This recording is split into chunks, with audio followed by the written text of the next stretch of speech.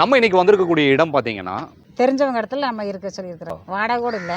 அப்புறம் மேவு வந்து பற்றாக்குறை, இப்பெல்லாம் மழை இல்லைங்களா, நானும் போக மாட்டேன், எனக்கு வண்டி ஓட்டெல்லாம் தெரியாது, அதெல்லாம் டைம் இல்லைங்க எனக்கு. இதுகளை பராமரிக்கணும். பெரிய மாடு 6 இருக்குதுங்க, கண்ணுக்குட்டி 6 இருக்குது, மொத்தம் 12 இருக்கு. ஆடு ஒரு 10-15 இருக்கு. ஆணி இதெல்லாம் எடுத்து கொட்டுவோம், அப்புறம் பால் கறக்குவோம், அப்புறம் பால் ஊற்றுவோம். அப்படி பாரு இதுகளுக்கெல்லாம் நீ கழுநீர் வைக்கணும். தீனு இப்போ 2 தடவை போட்டேன். இது போட்டு முடிச்சுட்டு அதுக்கப்புறம் நீ வெளியில் ஓட்டிட்டு போவேன் மேய்க்கிறதுக்கு. ஏன்னா இந்த மாதிரி பொட்டை கண்ணில் தான் பிடிக்கணும். அது வந்து அவ்வளவா பலன் இல்லை. நான் 6 வந்தாலும் இந்த கண்ணுக்குட்டியில தான் பிடிச்சி தருவேன். அது நம்மளுக்கே மனசு வந்து ஐயோ இப்படி பண்ணக்கூடாது, நம்மளுக்கே தெரியுது அப்படி பண்ணக்கூடாதுன்ட்டு கண்ணுக்குட்டியில தான் பிடிச்சி கொடுப்பேன். 3 பெண் குழந்தைங்க, அவரும் இல்ல, பராமரிச்சு கரையேற்றணும் இல்ல. அவர் எப்படி படிக்க வச்சுட்டு போயிட்டாரு. அப்புறம் அதுக்கு கல்யாணம் பண்றது இந்த மாதிரி இதெல்லாம் பண்ணாதான் அதை சமாளிக்க முடியும். கஷ்டப்பட்டு தான் ஆகணும். நம்ம சொட்டு நீர் போட்டுருக்குதுங்க, ஒரு பக்கம் எடுத்தா ஒரு பக்கம் வரும். ஆட்டு சாணியவே போட்டுருவேன். ஆத்திர அவசரத்துக்கு இது எடுத்து போட்டுக்குவோம். நம்மளுக்கு ஒரு பொழப்பு வேணும். குழந்தைங்களை கரையேற்றணும், கஷ்டப்பட்டு போராடணும். ஒரு 10 நாளைக்கு அழகுக்கு வளர்த்திட்டு அதுக்கப்புறம் இதெல்லாம் யார் பண்றது, யார் கஷ்டப்படுறதுன்னு நினைச்சோம்னா அதை பண்ண முடியாது. நம்ம குடும்பத்துக்காக நம்ம கஷ்டப்படணும் அப்படின்னு நினைச்சோம்னா அந்த சோம்பேறித்தனம் வரக்கூடாது. எல்லாம் மேவில்லாத போது கஷ்டம், அது நம்மள முட்டை வரும், மேவிலைனா இழைச்சி போகும், இதெல்லாம் பார்க்க முடியலைன்னா அப்புறம் அது வித்துருவாங்க. அந்த மாதிரி சூழ்நிலையிலையும் நாம எதிர்த்து நின்று அதுகளை பார்க்கணும். நம்ம குழந்தைங்களை எப்படி பார்க்குறோம் அது மாதிரி அதுகளையும் பார்க்கணும். சொந்த இடமா இருந்தா நல்ல நீட்டா இன்னும் பண்ணலாம். நம்மளுக்கு துணைக்கும் ஆள் இல்லை, சொந்த இடம் இல்லை. நார்மலா மாட்டு பண்ணை வந்து தனியா நடத்துறதுங்கிறது ஆண்களுக்கே ரொம்ப மிகப்பெரிய ஒரு சவாலா இருக்கும். இங்க வந்து ஒரு பெண்மணி வந்து நடத்திட்டு இருக்காங்க. அந்த அம்மா வந்து பாத்தீங்கன்னா பாரம்பரியமா மாடுகளை வச்சு வளர்த்து அதை வந்து குழந்தை மாதிரி பராமரித்து சாணம் முதற்கொண்டு பால் முதற்கொண்டு எல்லாமே விற்பனைக்கு வந்து கொடுத்து அவங்க வாழ்க்கையை வந்து ஓட்டிகிட்டு இருக்காங்க. அவங்களை சந்திக்கிறதுல நம்ம மகிழ்ச்சி அடைகிறோம்.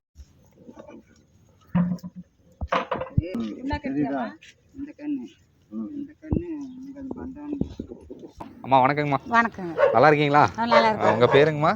என் பேர் சிவகாமி. உங்களுக்கு வயசுங்க? எனக்கு 54 வயசு ஆச்சு. 54 வயசு. கல்நீர் இருக்குல்லங்க, வீடு வீடுகளுக்கு கல்நீர் எடுப்பாங்கல்லங்க, அந்த கல்நீர் எடுக்கிறது எதுக்கு? அது கொஞ்சம் கொஞ்சம் வச்சா ருசியா இருக்கும் இல்லைங்களா. புண்ணாக்கு தவிடு அது போட்டால் எந்தலையும் கொஞ்சம் ஊற்றினா புளிப்பா இருக்கும், கொஞ்சம் நல்லா டேஸ்டா கொடுக்கும் கல்நீர். அதனால தான் வீடு வீடுகளுக்கு கொஞ்சம் கொஞ்சம் எடுத்து கலந்துரும். நீங்கள் எடுத்துகிட்டு வருவீங்களா கல்நீர்? வீடு கூட பக்கத்தில் இருக்கிறதெல்லாம் போய் எடுத்து வந்துடும். அதை எடுத்து வந்து கொஞ்சம் கொஞ்சம் எல்லாத்துக்கும் கலந்து கொடுத்துரும். கொஞ்சம் டேஸ்ட் கிடைக்கும். அது கூட புண்ணாக்கு தவிடு குச்சி தவிடு எல்லாம் போட்டு கலக்கி ஒரு பக்கெட்டே வைக்கும். நல்லா இருக்கும். சரிங்க.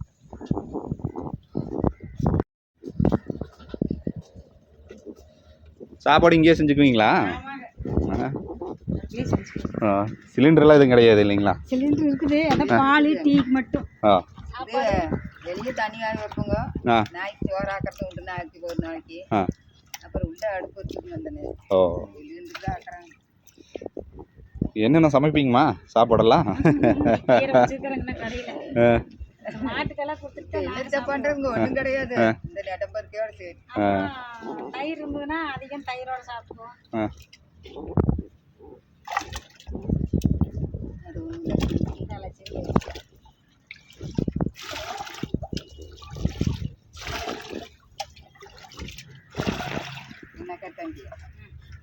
என்னென்ன ஆட் பண்றீங்கன்னு அப்படியே சொல்லுங்க.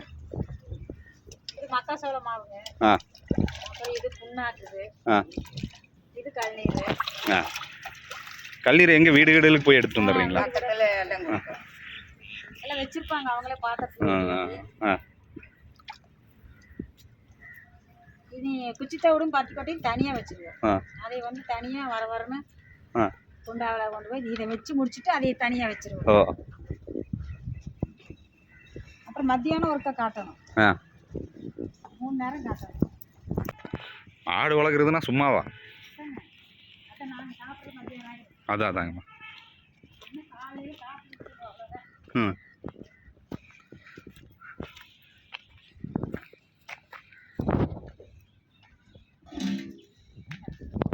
இது காங்கேயமா? பக்கத்தில் யானையும் விடாது போலையா? அதே இப்போ மாடு சனிகளை ஒட்டி விடாது. மாடு சனை பிடிச்சிருச்சுன்னா யாரையும் கிட்ட விடாது. நான் ஒருத்தி தான் போவேன், மற்றவங்க ஆள் போனாலும் பாயிருக்கு. குட்டி போட்டுட்டு அப்புறம் கொஞ்சம் சரியாயிடுவா. அம்மா என்னம்மா பண்றீங்க? கோமை எடுக்கிறேங்க. இதான் கோமைங்களா? ஆமாங்க. அது கண்குட்டியில் தான் பிடிக்கணும், பெருசுலெல்லாம் பிடிக்கக்கூடாது. அது வந்து தெளிச்சாலும் பயன் இல்லை. இல்லாதவங்க அப்புறம் பெருசில் பிடிச்சிக்கிறாங்க. நம்ம எதோ வர்றவங்களுக்கு நியாயமாக கண்குட்டியில் பிடிச்சி கொடுப்போம். என்ன ரேட்டு கொடுக்குறீங்கம்மா கோமையா? சும்மா கொடுப்போங்க, எதோ வர்றவங்க. நீங்கள் பிரியப்பட்டு ஏதோ எப்போ வேணும்?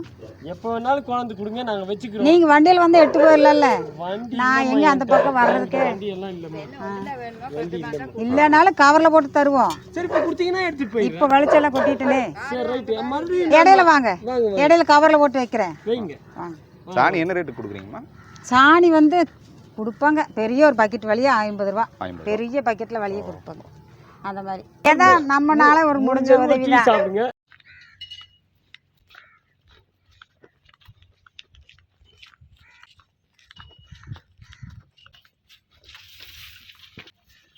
இது என்ன தீவனம் சொன்னீங்கம்மா?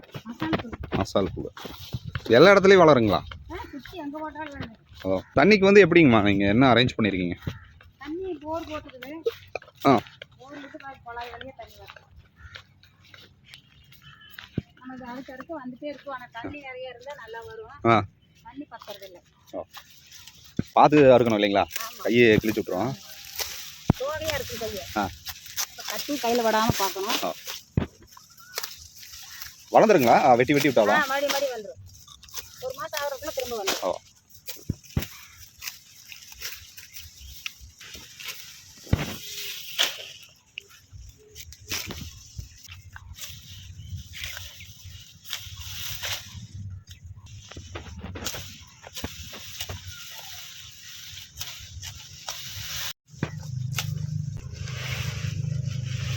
மாடுகளுக்கு போடுவீங்களா?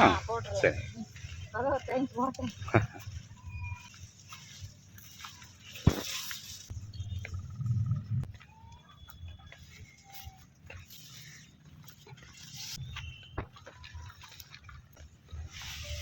பசிக்குதோ? அதெல்லாம் போட போட திம்பாங்க. ஆ, ஆ,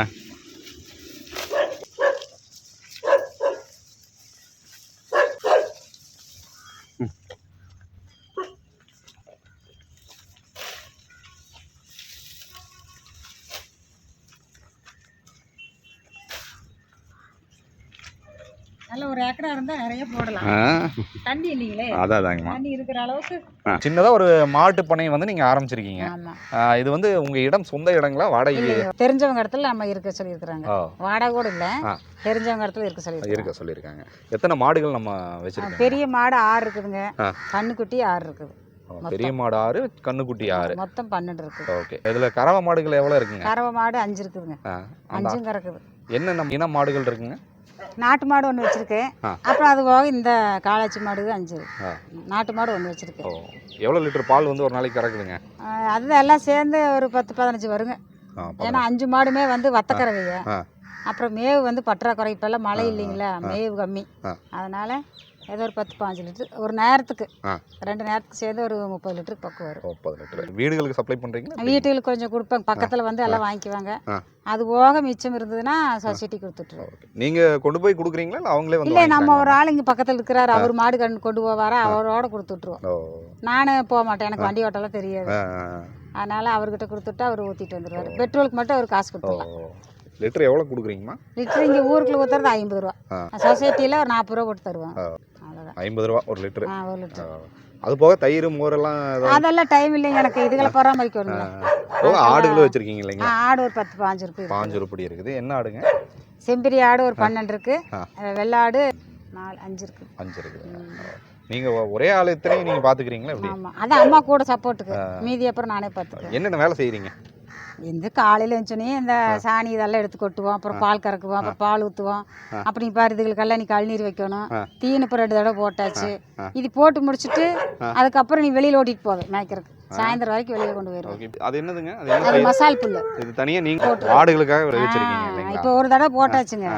இனி எல்லாம் அதையே போட்டால் பத்தாது. கொஞ்சம் நேரம் வெளியே கொண்டு போய் வச்சுட்டு சாயங்காலம் வந்து அறுத்து போட்டுக்கலாம். அப்படியே பார்க்கலாங்களா? பாருங்க, வாங்க, நீங்கள் கூட வாங்க. என்னென்ன மாடுங்கிறது அப்படியே சொல்லுங்கள். அதான் இது பாருங்க. இதுதான் கொஞ்சம் எல்லாம் போட்டா கண்ணு போட்டது தான் கொஞ்சம் உடம்பு சரியில்லாமல் இழைச்சி போச்சு. என்ன மாடுங்க? இதுதான் அந்த காளாச்சி மாடு தாங்க, சீமை மாடு. சீமை மாடு. காளாச்சி மாடு. ஓ. இது ஒன்று பாருங்க, அது ஒன்று பாரு. அங்கே 2 கட்டு. இது நாட்டு மாடு. இது நாட்டு மாடு. மீதி இன்னும் 2 மாடு அங்கே இருக்குது. இது என்ன மாடுங்க? இது அதே தான். ஆனால் கலர் வேறு வேறு. ஆனால் அதே மாடு தான். இதுவும் அதே மாடு தாங்க. இல்லை, மேவு இருந்தால் இன்னும் கொஞ்சம் நிறைய கறக்கு. மழை இல்லை பாருங்க. இதெல்லாம் கண்ணுக்குட்டிங்க. இப்போ கண்ணுக்குட்டியெல்லாம் எப்படிங்க, பெண் மாடுங்களா இல்ல ஆண் இது கண்ணுக்குட்டி? இது பெண் மாடு, இது ஆண் மாடு, அதுவும் ஆண் மாடு. ஆ. அங்க இருக்கிறதே பெண் மாடு, அது ஆணு. ஓ, அப்புறம் உள்ள இப்ப போட்ட சின்ன கண்ணுக்குட்டி உள்ள இருக்குது. இது 1 மாசம் ஆச்சுங்க போட்டு. 1 மாசம் ஆயிடுச்சா? தொடலாமா? இதுல தான் யூரின் பிடிச்சேன். 1 மாசம் ஆச்சுங்க போட்டு. இந்த மாதிரி சின்ன கண்ணுக்குட்டி யூரின் பிடிக்கிறது எதுக்காக? அதாங்க அவங்களுக்கு வீட்டுகளுக்கு தெளிக்கிறதுக்கு. அதுக்கு இதுதான் பயன்படுத்து. ஆமா, ஏன்னா இந்த மாதிரி பொட்டக்கண்ணில் தான் பிடிக்கணும். கிடைக்காத ஊர்கள் எல்லாம் பெரிய மாட்டில் பிடிக்கிறாங்க. அது வந்து அவ்வளவா பலன் இல்லை. இந்த கண்ணுக்குட்டியில கடைச்சி போடுறது அவ்வளவு பலன். நான் 6 வந்தாலும் இந்த கண்ணுக்குட்டியில தான் பிடிச்சி தருவேன். அது ஒரு நல்ல மனசுதாங்க. எல்லாரும் சொல்லுவாங்க, அதையே அவ்வளோ கஷ்டப்படுற, பெரிய மாடு ஊற்றும் போது பிடிச்சி கொடுப்பாங்க. அது நம்மளுக்கே மனசு வந்து ஐயோ இப்படி பண்ணக்கூடாது, நம்மளுக்கே தெரியுது அப்படி பண்ணக்கூடாதுன்ட்டு கண்ணுக்குட்டியில தான் பிடிச்சி கொடுப்பேன். இல்லைனாலும் போயிட்டு வாங்கன்னு சொல்லிட்டு திருப்பி வரும்போது பிடிச்சி தருவேன். இப்போ பால் கறக்கிறது நீங்களே கறந்துக்குவீங்க? நானே கறந்துருவேன். ஆள் போட்டா கூலி கொடுக்கணும். ஆமா. இது என்னதுங்க, இது சாணத்துக்கு தனியா ஒரு செட்டு மாதிரி போட்டு வச்சிருக்கீங்க. ஆமா ஆமா. இந்த சாணத்தை என்ன பண்ணுவீங்க? இது ஒரு 6 மாசத்துக்கு ஒருக்கா ஒரு 4 வண்டி 5 வண்டி ஆனா கொடுத்துருவோம். லோடுக்கு எவ்வளோங்க? ஒரு டிராக்டருக்கு 3000 கொடுப்பாங்க. 3000. எவ்வளோ நாளாங்க ஒரு லோடு சேர்றதுக்கு? அது 1 மாசத்துக்கு மேல. 1 மாசம் மேல ஆயிரும். 1 மாசம் ஆகும். நம்ம வெளியில கொண்டு போய் வாங்கிக்கிறோம்ல, அதனால எல்லாரும் வெளியில போயிடும். 1 மாசத்துக்கு எப்படி ஒரு வண்டி கிடைக்கும் எல்லாத்துக்கும் சேர்த்து. இது வரைக்கும் இது கிர்ரு நாட்டு மாடு. நாட்டு மாடுங்களா? நாட்டு மாடு கிர்ரு. எவ்வளோ லிட்டர் கறக்குதுங்க? இது கொஞ்சம் கம்மியா தான் கறக்கு இப்போ. 1 லிட்டர் எவ்வளோங்க? என்ன ரேட்டு கொடுப்பீங்க? இதுவும் அதே ரேட் தான். அதோட விலை தான் 100 ரூபாய். அது ரொம்ப ரேட் அதிகம். ஒரிஜினல் நாட்டு மாடு. ஆமா, இது கொஞ்சம் கம்மியா தான் போகும். இது நாங்க எங்க குழந்தைகளுக்கு வச்சுக்குவோம். செட் எப்படிங்க, நீங்களே போட்டீங்களா? அது ஆள் வச்சு போட்டேன். உள்ள பார்க்கலாங்களா? பாருங்க. இப்போ நீங்கள் தனியாகவே இவ்வளோ கஷ்டப்பட்டு ஒரு சின்னதாக ஒரு மினி ஃபார்மே நீங்கள் வச்சிருக்கிறீங்கம்மா. அதாவது எத்தனையோ இடத்துல நான் ஆண்கள் வந்து நிறைய ஃபார்ம் வைக்கிறத நான் பார்த்துருக்கேன். ஒரு பெண்மணியாக இருந்து இவ்வளோ பெரிய ஒரு சாதனை நீங்கள் படுத்திருக்கீங்க. எனக்கு 3 பெண் குழந்தைங்க. அப்புறம் நம்மளுக்கு அவரும் இல்லை. அப்புறம் அதுகளை எல்லாம் பராமரித்து கரையேற்றணும் இல்லை. அதனால அதுகளை அவர் எப்படி படிக்க வச்சுட்டு போயிட்டாரு. அதுக்கப்புறம் அதுகளுக்கு கல்யாணம் பண்ணுறது இந்த மாதிரி இதெல்லாம் பண்ணாதான் அதை சமாளிக்க முடியும். அதனால கஷ்டப்பட்டு தான் ஆகணும். நம்ம எவ்வளோ வருமானம் கிடைக்குதுங்க அதில்? அது கிடைக்குங்க. எனக்கு மாட்டுகளுக்கு போக எங்களுக்கு போக மாதம் ஒரு 10-12 ரூபா கிடைக்கும். மாதம் இந்த பார்க்கலாங்களா? பார்க்கல எடுத்து என்ன சொன்னீங்க? அது மசால் புல் பார்க்கலாங்களா? எவ்வளோ இடங்க இது? அது ஒரு 10 சென்ட்டுக்கு மேலே வருங்க. 10 சென்ட் அவ்வளோதான் தண்ணி இருக்குது. அதனால ஒரு 10 சென்ட் போட்டிருக்கோம். மாடுகளுக்காகவே தனியாக நீங்கள் பிரத்யேகமாக பண்ணியிருக்கிறீங்க. ஆமாம் ஆமாம்.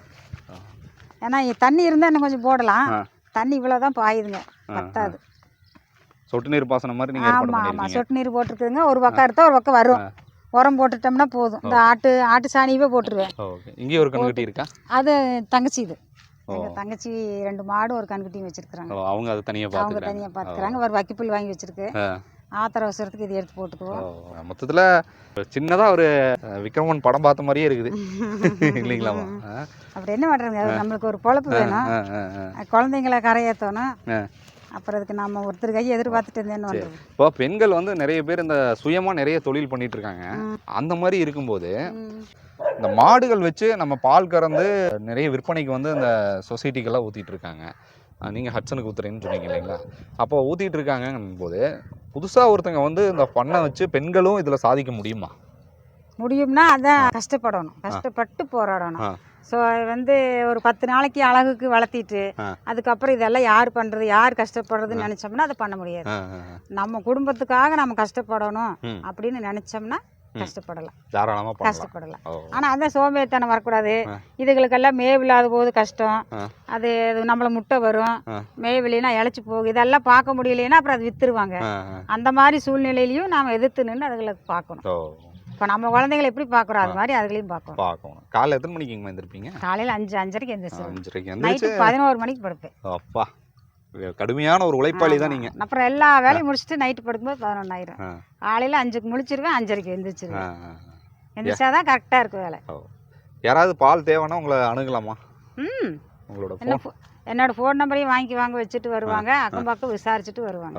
ஏன்னா எல்லாம் சுற்றி வட்டத்தரதெல்லாம் கொஞ்சம் கொஞ்சம் வந்து வாங்கிக்குவாங்க. சாணம் ஏதாவது கேட்டாலும் நீங்கள் பண்ணுவீங்க, பால் கேட்டாலும் கொடுப்பீங்க. ஓகே, சரிங்கம்மா. இன்னும் நீங்கள் நிறைய மாடுகள் வச்சு ஒரு பெரிய ஒரு மாட்டு பண்ணை அமைக்கணும்னு இல்லை, எனக்கு இதுவே இன்னும் கொஞ்சம் நம்ம சொந்த இடமா இருந்தால் நல்ல நீட்டாக இன்னும் பண்ணலாம்.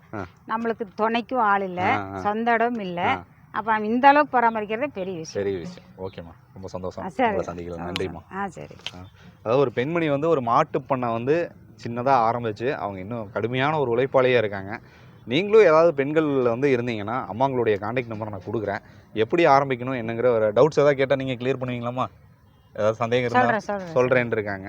ஸோ தொடர்ந்து நம்ம சேனலை பாருங்கள், இன்னும் அரிய தகவல்களை மிஸ் பண்ணாதீங்க. டில் தென் பாய் ஃப்ரம் உங்கள் சிவா. நன்றி, வணக்கம்.